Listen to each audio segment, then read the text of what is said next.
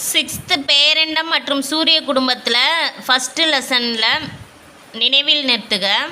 சுமார் 15 மில்லியன் ஆண்டுகளுக்கு முன்பு ஏற்பட்ட பெருவெடிப்பின் போது பேரண்டம் உருவானது. 15 மில்லியன் ஆண்டுகளுக்கு முன்பு ஏற்பட்ட பெருவெடிப்பின் போது பேரண்டம் உருவானது. பேரண்டத்தில் எண்ணிலடங்கா விண்மீன் திரள் மண்டலங்கள் காணப்படுகின்றன. பேரண்டத்தில் எண்ணிலடங்கா விண்மீன் திரள் மண்டலங்கள் காணப்படுகின்றன. நமது சூரிய குடும்பம் பால்வெளி விண்மீன் திரள் மண்டலத்தில் காணப்படுகிறது. நமது சூரிய குடும்பம் பால்வெளி விண்மீன் திரள் மண்டலத்தில் காணப்படுகிறது. சூரிய குடும்பத்தின் மொத்த நிறையில் சூரியன் மட்டும் 99.8% உள்ளது. சூரியன் மட்டும் 99.8% உள்ளது. வெள்ளி மற்றும் யுரேனஸ் கோள்களை தவிர பிற கோள்கள் அனைத்தும் சூரியனை எதிர் கடிகார திசையில் சுற்றி வருகின்றன. வெள்ளியும் யுரேனஸும் நேர்கடிகார திசையில் சுற்றி வருகின்றன. பிற கோள்கள் அனைத்தும் சூரியனை எதிர் கடிகார திசையில் சுற்றி வருகின்றன.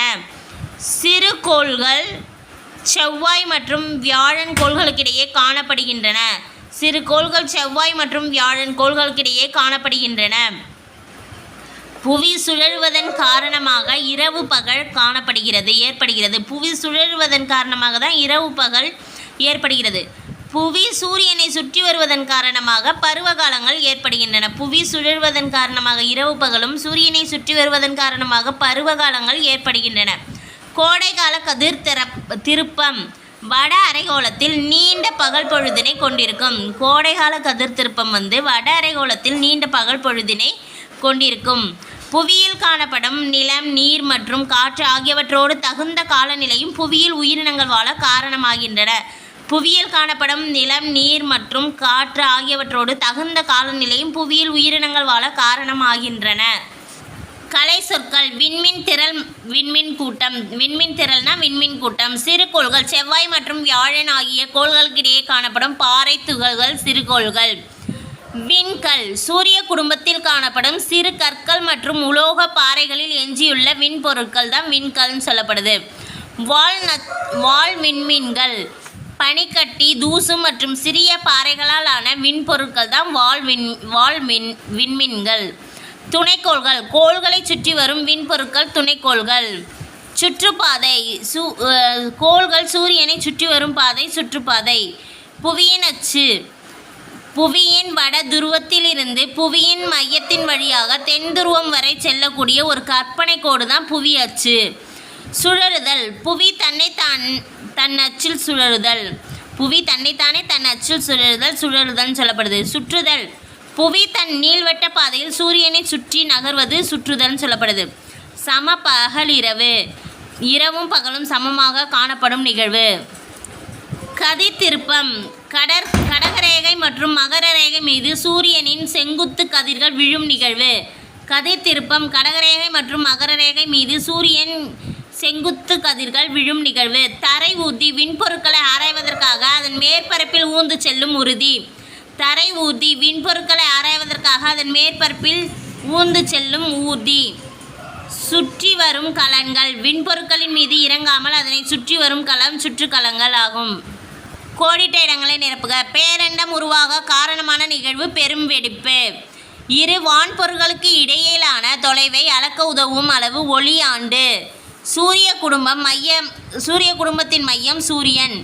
கோள் என்ற வார்த்தையின் பொருள் சுற்றி வருபவர். அதிக துணைக்கோள்களை கொண்ட கோள் வியாழன். வியாழனில் 67 துணைக்கோள்கள் இருக்குது. சனியில் 62 துணைக்கோள்கள் இருக்குது.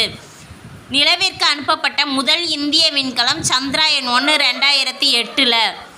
புவியின் சாய்வு கோணம் 23.5 டிகிரி.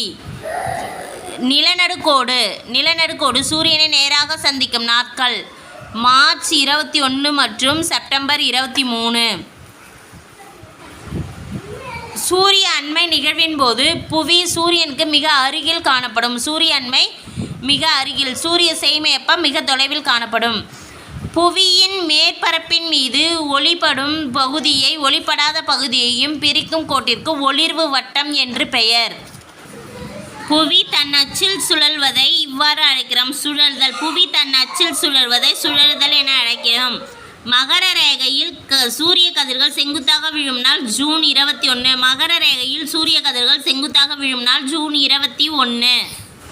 சூரிய குடும்பம் அடங்கியுள்ள விண்மீன் திரள் மண்டலம் பால்வெளி விண்மீன் திரள் மண்டலம். சூரிய குடும்பம் பால்வெளி விண்மீன் திரள் மண்டலத்தில் அடங்கியுள்ளது. மனிதன் தன் காலடியை பதித்துள்ள ஒரே விண்பொருள் சந்திரன். மனிதன் தன் காலடியை பதித்துள்ள ஒரே விண்பொருள் சந்திரன். எந்த கோளால் தண்ணீரில் மிதக்க முடியும்? சனிக்கோளால். பொருந்தாததை வட்டமிடுக. வெள்ளி, வியாழன், நெப்டியூன், சனிலாம் வெளிப்புற கோள்கள், வெள்ளி உட்புறக்கோள். சிரியஸ், ஆன்டிமோடா, பால்வெளி, மெகலனிக் கிளவுட்.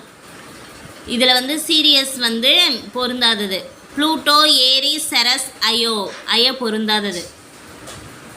வால் விண்மீன் சிறுகோள்கள், விண்வீழ்க்கற்கள், குருளைக்கோள்கள். இதில் சிறுகோள் பொருந்தாதது. தரை ஊர்தி சுற்றுக்களம், வானூர்தி, விண்கலம். இதில் தரை ஊர்தி பொருந்தாதது. வெப்பமான கோள் வெள்ளி, வளையம் உள்ள கோள் சனி, செந்நிற கோள் செவ்வாய், உருளும் கோள் யுரேனஸ், குளிர்ந்த கோள் நெப்டியூன். வெப்பமான கோள் வெள்ளி. வெள்ளிக்கோள் கிழக்கிலிருந்து மேற்காக சுற்றுகிறது. ஜூன் 21ஆம் நாளன்று கடகரேகையில் சூரிய கதிர் செங்குத்தாக விழும். இது ரெண்டும் சரி. செவ்வாய்க்கோளுக்கு வளையங்கள் உண்டுன்றது தவறு. புவி நீர்க்கோளம் என அழைக்கப்படுகிறது. புவி தன் அச்சில் சுழலுவதால் பருவ காலம் ஏற்படுகிறது. புவி தன் அச்சில் சுழல்வதால் இரவு பகல் ஏற்படுகிறது. புவி சூரியனை சுழல்வதால் தான் பருவ காலம் ஏற்படுகிறது. கூற்று சரி, கூற்று 1 சரி, கூற்று 2 தவறு. விண்மீன்களின் தொகுப்பு. விண்மீன் திரள் மண்டலம். சூரிய குடும்பத்திற்கு அருகில் உள்ள விண்மீன் திரள் மண்டலம் ஆண்ட்ரோமெடா திரள் மண்டலம். பிரகாசமான கோள் வியாழன். உயிரினங்களை உள்ளடக்கிய கோள் பூமி. 366 நாட்கள் உடைய ஆண்டு லீப் ஆண்டு.